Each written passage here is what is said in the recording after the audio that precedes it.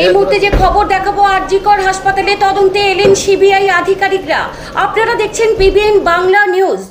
আজ দুপুর 1টা নাগাদ সিজিও কমপ্লেক্স থেকে রওনা দেন সিবিআই এর আধিকারিকরা। সঙ্গে ছিলেন কেন্দ্রীয় বাহিনীর জওয়ানরা ও ফরেনসিক বিশেষজ্ঞরা। আরজিকর হাসপাতালে পৌঁছানোর পর প্রায় 20 মিনিট সিবিআই এর আধিকারিকেরা মূল ঘটনাস্থল বা সেমিনার হলে তদন্ত প্রক্রিয়া চালান। তারপর তারা আরজিকর হাসপাতাল থেকে বেরিয়ে যান এবং দুপুর 2:15 তারা আবার পৌঁছান সিজিও কমপ্লেক্সে। সেই ছবি তুলে ধরবো পিবিএন বাংলা নিউজে। সূত্রের খবর, সিবিআই এর সঙ্গে যে ফরেনসিক বিশেষজ্ঞরা গিয়েছিলেন অত্যাধুনিক যন্ত্রপাতি এবং 3D স্ক্যানার নিয়ে, সেই ফরেনসিক বিশেষজ্ঞরা খবর লেখা পর্যন্ত অর্থাৎ সেই মূল ঘটনাস্থল সেমিনার হল খতিয়ে দেখছেন।